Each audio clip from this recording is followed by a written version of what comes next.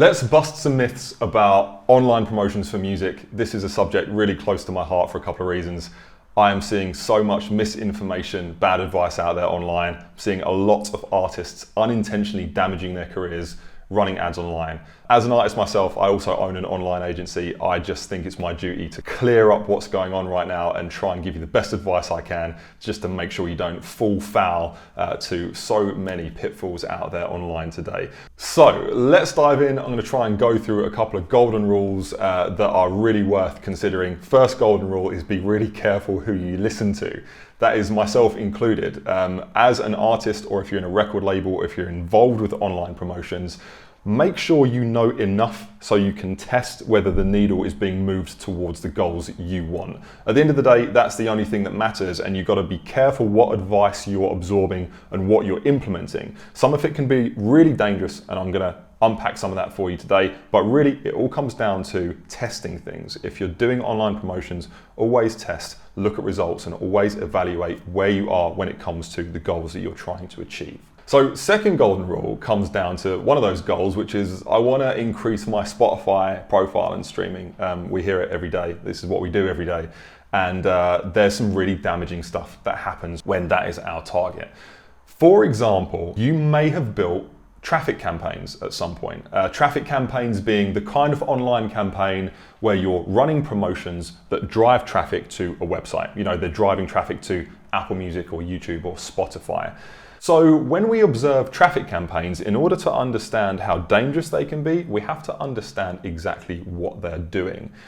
If we're going to operate in a platform like TikTok or YouTube, Google, Instagram, Facebook, ads platforms have different optimizations for different campaigns. So let's take traffic as a good example. If we have a target audience that we want to put ads in front of, a traffic campaign basically rank orders that audience from most likely to click a link right down to least likely to click a link. That's pretty much all it does. It serves adverts to the people most likely to click the link first. This is where we start to unpack a few unexpected problems.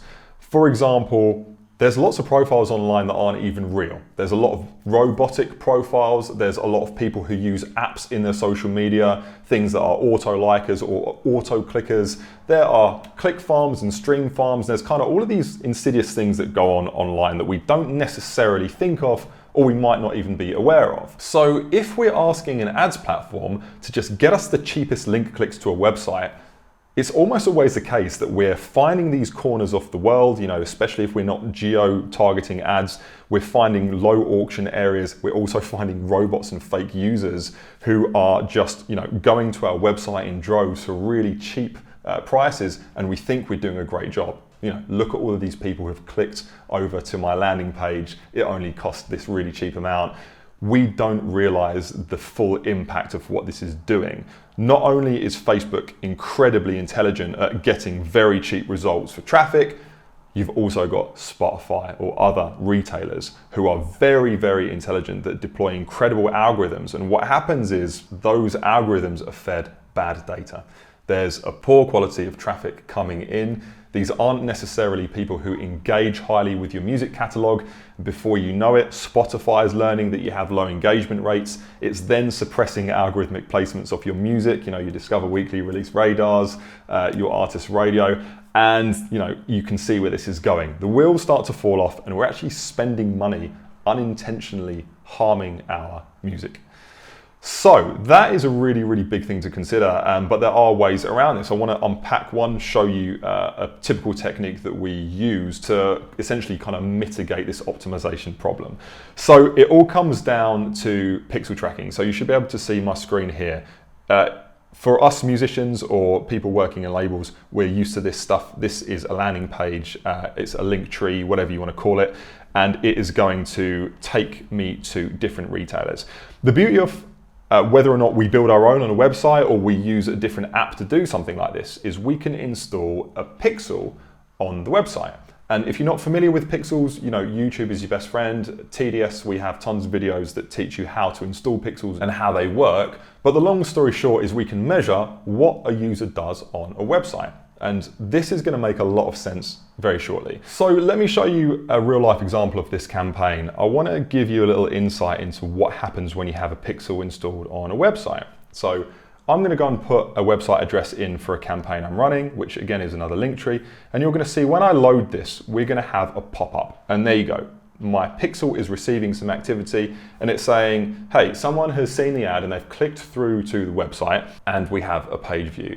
Now, the real game changer about this pixel is if I decide to go to YouTube, for example, you're going to see this pop up too, and it's going to happen in real time, and we can see the time difference between the user doing this, and we can see all kinds of parameter information where they've gone. You can put content IDs in, we can see this person's gone to YouTube, they've gone to stream some music, and the big difference here is if we are building a conversion campaign that is optimized for the purpose of converting people to view content, all of a sudden we're not trying to just find the cheapest link click anymore. We're actually building a campaign that is much more conducive to finding real users doing real behaviors and actually clicking outbound to retailers and consuming music.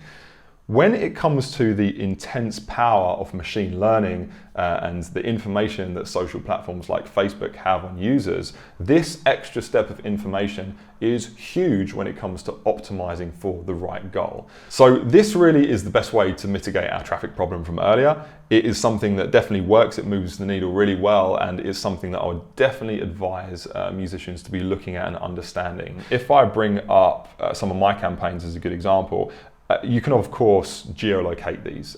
You can decide to maybe run these in certain locations where you're building your audience. Maybe you only want to develop in London or New York or Oslo for that matter. The idea is you've got a lot of control on where you're going to be placing these ads. And as these platforms, TikTok is the same, Google's very similar. As these platforms learn what kind of people are enjoying the music, you kind of have this beautiful parallel of these two incredible AI machines. You kind of got your Facebook and Instagram learning what users are enjoying the music the most. And then you've got Spotify on the other level, all of a sudden seeing good quality users coming in with high engagement rates. We usually see people who are clicking to retailer stream somewhere between 9 and 15 times, which is quite a high engagement rate for a campaign like this.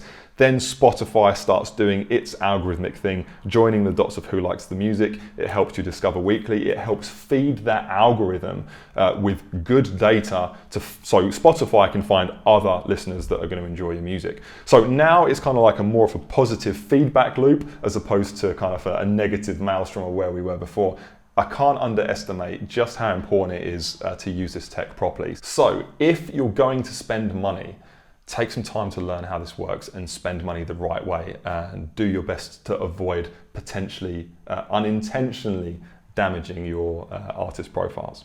So that probably brings me on to the next golden rule, which is don't pay to play. You probably know this already, at least you know it in your gut, that if there's anyone out there offering to put you into playlists for money, at best this is kind of really not good for your long-term success in terms of how it's affecting things like Spotify, YouTube or whatever. At worst, it's a scam. At worst, it's just people ripping you off, manipulating playlists to look busier than they are, using all kind of robotic techniques that are widely available. But the long story short, I can't really drill this down far enough.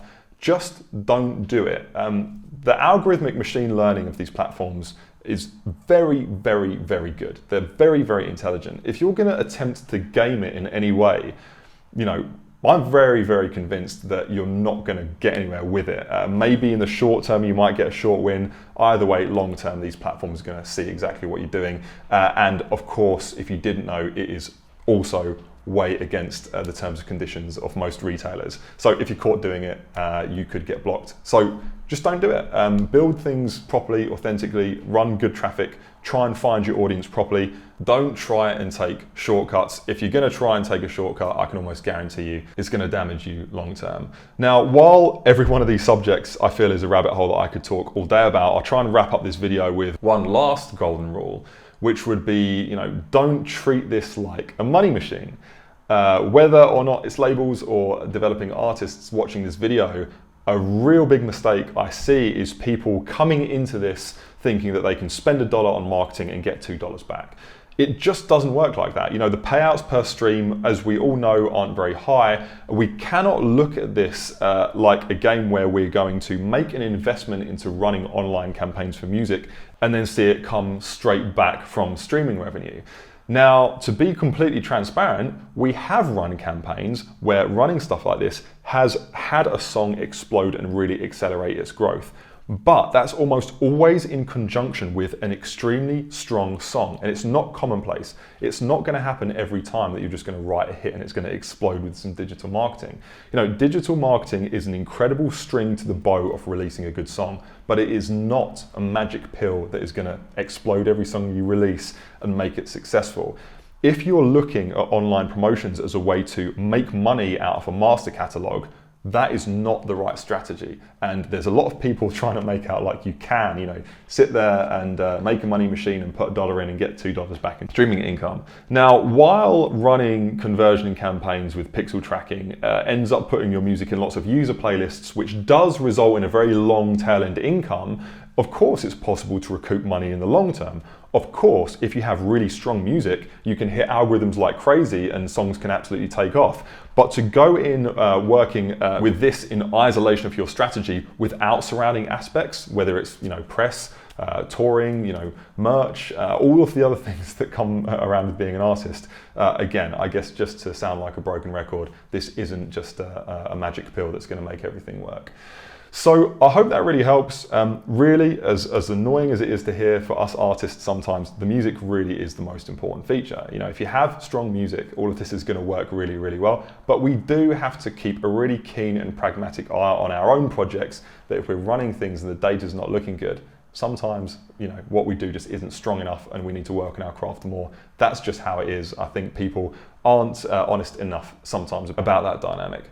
So for anyone out there who is watching this video, there's lots more information about these subjects out on YouTube. Go and check it out. If you need any help, obviously you can always hit us up. Just contact@transparentdigitalservices.com. We do campaigns like this day in, day out. And if anyone does want to apply, we do have spaces open where we're looking to collaborate with people if you really want to get your teeth sunk into this. So I hope, most importantly, that this video shone some light. I hope I broke down some ambiguity. I hope you go on from this point and go smash it with your music careers, and I will see you next time. All right, catch you soon.